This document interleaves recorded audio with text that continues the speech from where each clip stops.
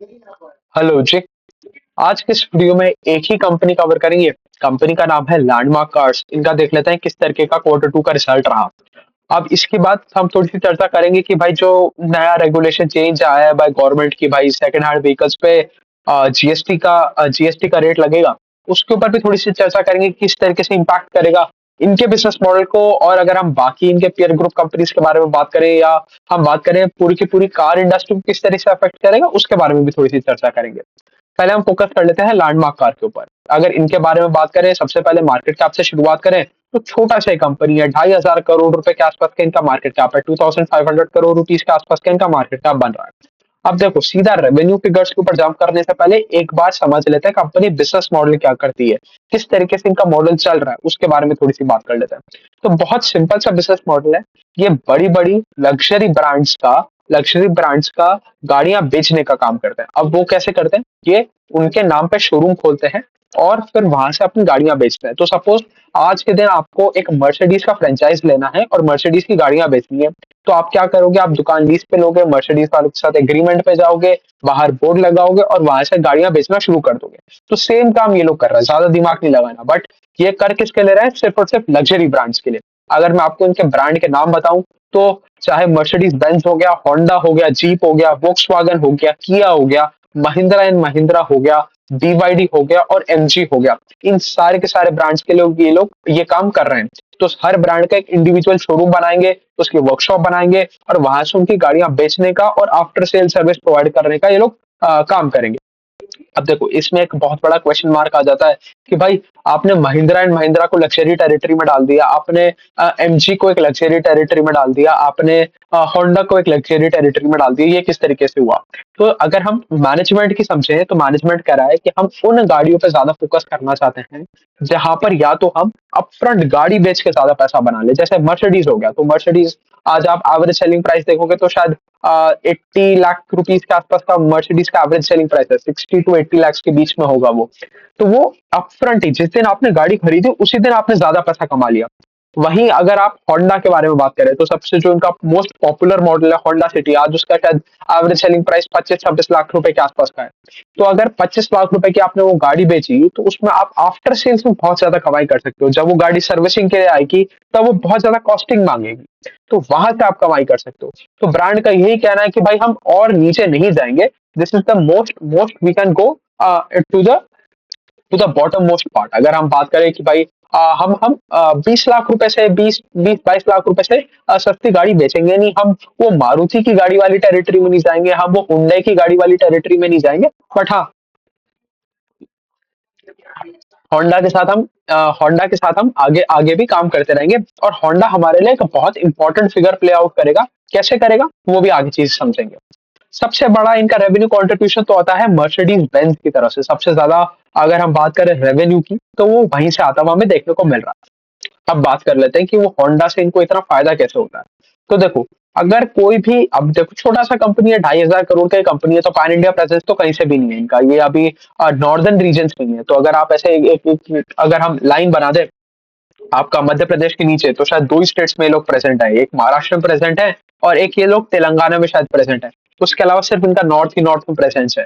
ये आप चाहे नॉर्थ वेस्ट वाला रीजन ले लो और नॉर्थ ईस्ट में भी अभी ये लोग एंटर करने वाले हैं। बिहार और झारखंड वाले एरिया में ये लोग एंटर करेंगे, अभी ये लोग करे नहीं है, वो उनके अपकमिंग स्टेट्स हैं। तो काफी छोटा प्रेजेंस है। तो अब आप जब भी नई ज्योग्राफी में जाओगे तो नई ज्योग्राफी में आप बहुत ज्यादा रिस्क नहीं लेना चाहते। आप सीधा जाके मर्सिडीज का शोरूम नहीं खोलना चाहोगे, आप पहले जाके जो वहाँ का माहौल है, वहाँ का एटमॉस्फेयर है, वहाँ का जो कल्चर है उसको असेस करने के लिए, वहाँ के लोगों की पावर, बाइंग पावर को असेस करने के लिए या कंडीशंस को असेस करने के लिए आप क्या करोगे, आप एंट्री मारोगे होंडा के साथ। तो you go into the state with Honda and then you expand to your expensive expensive branch. So आप होंडा के साथ घुसे, फिर आपने महिंद्रा खोला, उसके बाद आपने किया खोला, फिर धीरे धीरे धीरे करके आप मर्सिडीज तक पहुंचे। तो ये एक इनका बेसिक सा मॉडल रहता है एक्सपांशन का। तो जैसे अब ये बिहार और झारखंड में एंटर कर रहे हैं, तो बिहार और झारखंड में भी ये लोग एंटर करेंगे होंडा के साथ और फिर आगे बढ़ के फिर ये अपने और बाकी सारे ब्रांड्स को लेके आएंगे। ये चीज समझनी पड़ेगी। अब आ जाते हैं, अच्छा चलो उससे पहले एक और बात कर लेते हैं, इस बिजनेस मॉडल में अच्छी चीजें क्या है, बुरी चीजें क्या है, उनके बारे में बात कर लेते हैं। देखो इसमें आपका खुद का कुछ भी नहीं है, तो लैंडमार्क कार्ड्स आज के दिन में कोई ब्रांड नहीं है, कोई मतलब नेग्लिजिबल ब्रांड वैल्यू होल्ड करता है। अगर हम देखें, आप आपके अगर घर के पास एक लैंडमार्क कार्ड्स का शोरूम है, तो भी आप इस वजह से नहीं जाओगे कि भाई चलो मेरे घर के बगल वाले लैंडमार्क कार वाले शोरूम में होंडा की गाड़ी बिक रही है तो अब मैं होंडा की गाड़ी खरीदूंगा। आपको अगर होंडा की गाड़ी खरीदनी है तो आप लैंडमार्क के शोरूम में जाओगे। तो जो मेन ब्रांड वैल्यू है वो गाड़ी का है। तो अगर आपने मर्सिडीज बेंज का गाड़ी खरीदना है और आपके घर के बगल वाला जो शोरूम है वो लैंडमार्क का है, तो आप वहां से ले लोगे। अगर आपको होंडा की गाड़ी खरीदनी है तो आपको होंडा की ही खरीदनी है, आपको महिंद्रा की खरीदनी है तो महिंद्रा की खरीदनी है। तो इसमें लैंडमार्क कार्स के ऊपर कोई बहुत ज्यादा ब्रांडिंग है नहीं, कोई वहां पर इनके पास कोई बहुत ज्यादा प्राइसिंग पावर है नहीं।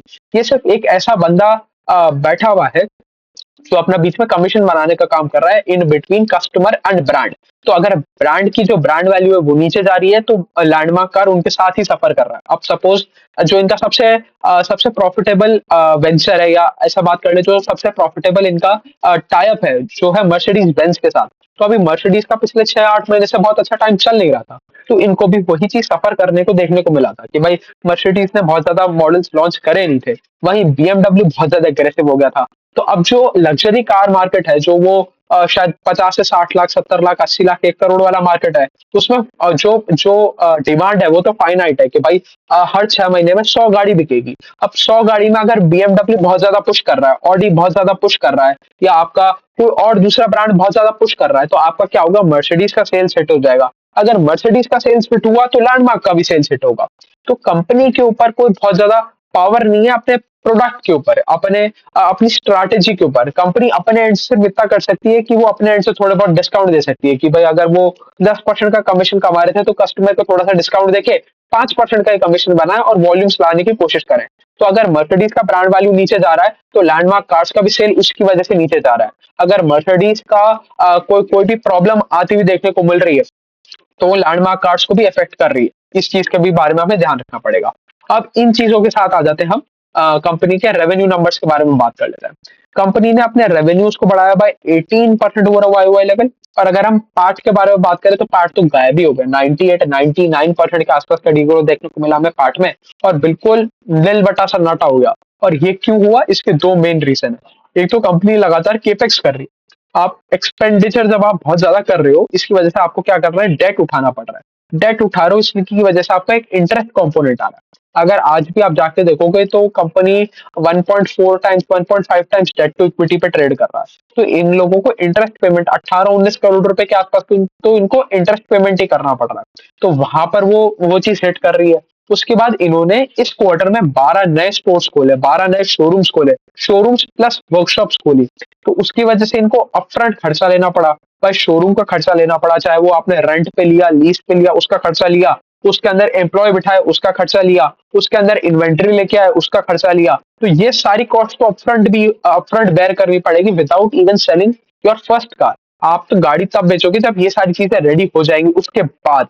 ये तो खर्चा वो सारी चीजों से पहले ही आ गया। तो इसकी वजह से यहाँ पर आपको थोड़ा सा प्रॉफिट गायब होता हुआ देखने को मिल रहा है। बट ये इतनी ज्यादा प्रॉब्लमेटिक पार्ट नहीं है। प्रॉब्लमेटिक पार्ट इज 18% का टॉप लाइन ग्रोथ। सिर्फ 18% से आप अपनी टॉप लाइन को बढ़ा पा रहे हो, और आगे देखेंगे वो नंबर और भी ज्यादा कम है, क्योंकि ये अपना अपना एक इन्होंने एक और रेवेन्यू का मेट्रिक दे रखा है, उसके बारे में भी हम बात करेंगे।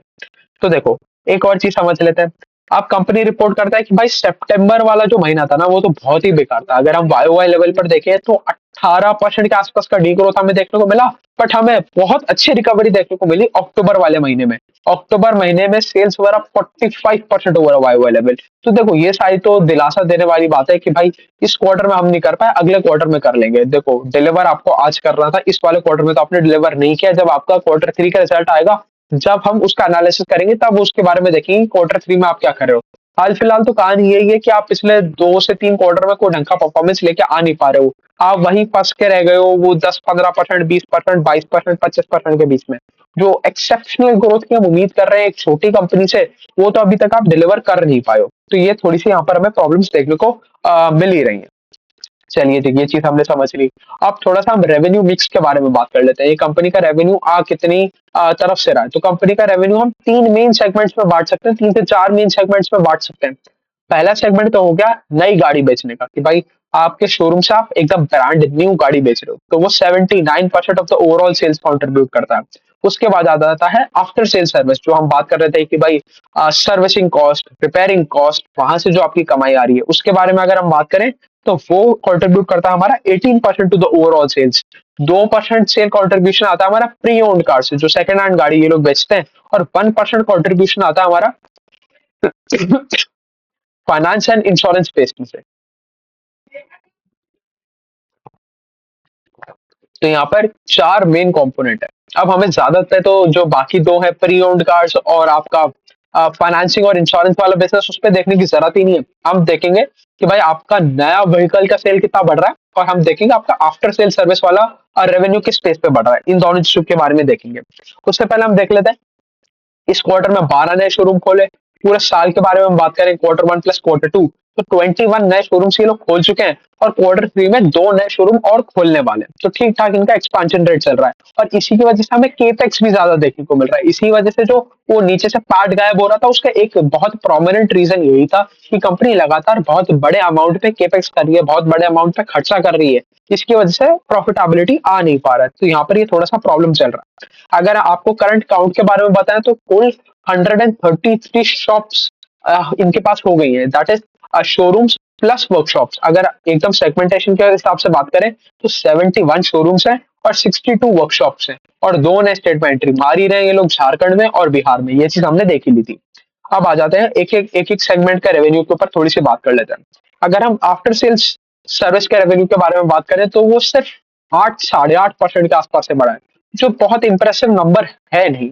अब कंपनी इसके लिए बहुत अजीब सा लॉजिक देती है कि भाई अगर हम देखें तो हम एक्सपेक्ट करते हैं जो आफ्टर सेल सर्विस है उसमें बहुत बड़ा jump after 7 to 8 years of a cars life. तो अगर आपने आज 2024 चल रहा है, 2024 खत्म हो रहा है बल्कि। सो 2025 में हम एक्सपेक्ट करेंगे आज से 7 साल पहले जो गाड़ी बिकी थी उसको आने का, वहां से हमें बहुत अच्छा सेल, बहुत अच्छा रेवेन्यू आता हुआ देखने को मिलेगा। तो ये लोग एक्सपेक्ट करते हैं 2018 में जो गाड़ी बिकी थी वहां से सेल आने का। तो कंपनी का ये लॉजिक था कि भाई अभी तक जो आपको लास्ट ईयर ग्रोथ देखने को मिल रही थी वो इस वजह से आ रही थी क्योंकि 2015-16 में होंडा ने बहुत सारी गाड़ी बेची। तो अगर आपने 15-16 में बहुत सारी गाड़ी बेची तो उसका 7 साल का साइकिल कब कंप्लीट होगा, उसका 7 साल का साइकिल कंप्लीट होगा 22-23 के आसपास में। तो इसकी वजह से हमें बहुत तगड़ा जंप देखने को मिला। बट उसके बाद उनका सेल्स टेपर ऑफ हो गया। होंडा का परफॉर्मेंस थोड़ा सा नीचे की तरफ गया इन द अपकमिंग ईयर्स। तो मतलब 17, 18, 19 में होंडा ने अच्छा परफॉर्म नहीं किया। तो इसकी वजह से वो जो 7 साल वाला साइकिल था वो खराब हो गया हमारा। इसकी वजह से हम ग्रोथ नहीं लेके आ पा रहे। और ये एक बहुत ही बेकार रीजन है कंपनी का देने का। तो क्या आप सिर्फ और सिर्फ इस बेसिस पे अपना धंधा चला रहे हो कि वो 7 साल पहले किस कंपनी ने कितना ज्यादा सेल किया था और हमें आफ्टर मार्केट सेल कितना मिलेगा, हमें आफ्टर आफ्टर सेल सर्विस हम कितनी प्रोवाइड कर पाएंगे। तो ये सेटिस्फैक्टरी आंसर तो नहीं था। बट जो भी है, मैनेजमेंट ने तो यही बात बोली। क्योंकि अगर आप देखो 8% का आफ्टर सेल सर्विस तो बिल्कुल मेरा कुछ कुछ ग्रोथ ही नहीं आया। क्योंकि देखो आफ्टर सेल सर्विस का ग्रोथ हमेशा ज्यादा होना चाहिए। तो सपोज अगर आप हर साल 10% एडिशनल गाड़ी बेच रहे हो, तो अभी तक आपने चलो एक बिल्कुल एकदम एकदम बिल्कुल बेसिक से समझने की कोशिश करता है। आप 10 साल से बिजनेस में हो, तो you are in business from from last 10 years. तो 2014 से आप गाड़ियां बेचने का काम कर रहे हो। तो अगर आप 2014 से कैलकुलेट करें तो बेसिक कोई ग्रोथ अज्यूम नहीं करते, 0% ग्रोथ। आपने हर साल 100 गाड़ी बेची और इस साल भी आप 100 गाड़ी बेच रहे हो। तो अभी तक हम कितनी गाड़ी बेच चुके हैं, अब 1000 गाड़ी हम बेच चुके हैं। तो 1000 गाड़ी सर्विस के लिए आएंगी आएंगी। और इस बार आपने 100 और निकाल दी, उनको भी आप आफ्टर सेल सर्विस प्रोवाइड करोगे।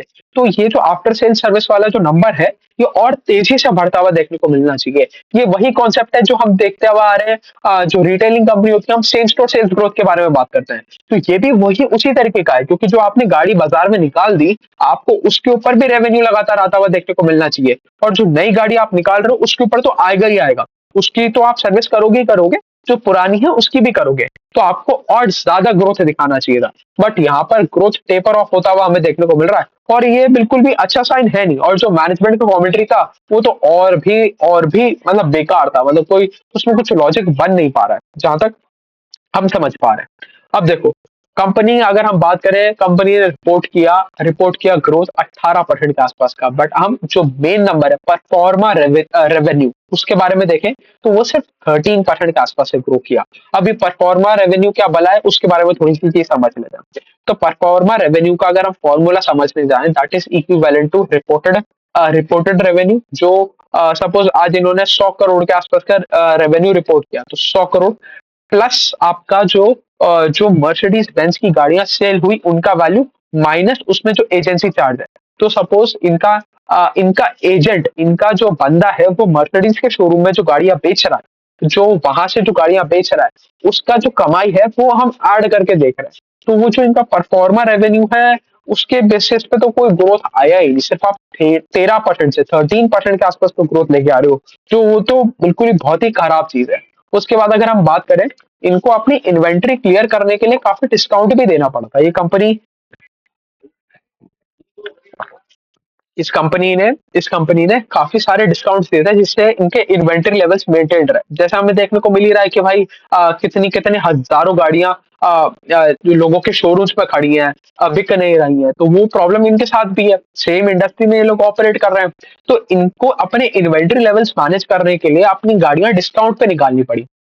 तो इसलिए इनका बिल्कुल ही बैंड बच गया। मतलब कोई अच्छा नंबर हमें देखने को मिल ही नहीं रहा। और कंपनी आगे चल के भी कहानी वही करती है कि भाई हम कोशिश करेंगे कि हम 25% से ज्यादा का ग्रोथ करें। बट वो कोशिश करने से और डिलीवर होने में एक बहुत बड़ा अंतर हमें यहाँ पर अभी देखने को मिल रहा है। अच्छा चलो, लास्ट चीज के बारे में बात कर लेते हैं। दैट इज आपका एवरेज एवरेज सेलिंग प्राइस क्या रहा। एवरेज सेलिंग प्राइस इनका रहा 20 लाख के आसपास का। और अगर एवरेज सर्विस प्राइस के बारे में बात करें कि अगर इनकी कोई गाड़ी इनकी वर्कशॉप में जाती है तो कितना बिल बना के लेके आती है, तो दैट इज 25,000 रुपए के आसपास का बिल बन रहा है। तो एवरेज जो आपका सर्विस प्राइस है वो तो ऊपर गया, बट जो आपका एवरेज सेलिंग प्राइस है वो नीचे आ गया, क्योंकि आपने होंडा की ज्यादा गाड़ी बेची, आपने मर्सिडीज की उतनी गाड़ी नहीं बेच पाया। तो ये थोड़ा सा प्रॉब्लमेटिक सिनेरियो तो बन रहा है इस कंपनी के लिए। कोई थोड़ा ढंग के लेवल पे ग्रोथ कंपनी दिखा नहीं पा रही, वही सेम प्रॉब्लम। अब चलिए, इस कंपनी के बारे में बात तो होगी, अब हम बात कर लेते हैं वो जो जीएसटी रेगुलेशन आया उसके बारे में थोड़ी सी। तो अब देखो, इस कंपनी का तो प्री ओन्ड कार का 2% का सेल है, तो इनको तो कोई बहुत ज्यादा फर्क पड़ने वाला नहीं है। अब बेसिकली फर्क किसको पड़ेगा, तो गवर्नमेंट कह रही है कि सपोज आपने क्या किया। अच्छा चलो, मेरी गाड़ी है, मेरी 10 लाख रुपए की गाड़ी है। अब मैंने 10 लाख रुपए की गाड़ी किसी एक एक थर्ड पार्टी वेंडर को बेच दी। सपोज जो ऐसे ऐसे कैसे समझे, मारुति सुजुकी को हमने बेच दी 5 लाख रुपए में। तो मैंने उसको 10 लाख रुपए में खरीदा था, 5 लाख रुपए में मैंने उसको मारुति को बेच दिया। अब मारुति ने उसके ऊपर 1 लाख रुपए का खर्चा किया, उस पर डेंटिंग पेंटिंग किया, उसको एकदम नया जैसा बनाया, सर्विस किया, सारी चीजें ठीक करी, और उसको आगे चल के 10 लाख रुपए में वापस बेच दिया। सपोज 7 लाख रुपए में बेच दिया, 10 लाख में तो नहीं बेच सकते, बट 7 लाख रुपए में बेच दिया। तो मारुति सुजुकी का net gains that is 1 lakh rupees. अब वो 1 लाख रुपए पे उसको 18% के आसपास का जीएसटी देना पड़ेगा। तो यहाँ पर हमें ध्यान रखना पड़ेगा, जितनी भी कंपनियां ऐसी लेंडिंग कर रही है, ऐसी कंपनियों को जो सेकंड हैंड कार्स में डील कर रही है, वहां पर हमें ज्यादा इफेक्ट देखने को मिलेगा। यहाँ पर हमें मारुति सुजुकी के ऊपर इफेक्ट देखने को नहीं मिलेगा, यहाँ पर हमें महिंद्रा एंड महिंद्रा के ऊपर इफेक्ट देखने को नहीं मिलेगा। यहाँ पर हमें उन्हीं कंपनीज पे इफेक्ट देखने को मिलेगा जो सेकंड हैंड गाड़ी में डील कर रही है। उनका बेसिक बिजनेस मॉडल ही ये है कि भाई आप हमारे पास गाड़ी लाओ, आप गाड़ी हमें बेच दो, फिर हम फाइनली बायर को ढूंढेंगे और बायर को बेच देंगे। तो दैट इज, वो कार देखो जैसे प्लेटफॉर्म्स है, या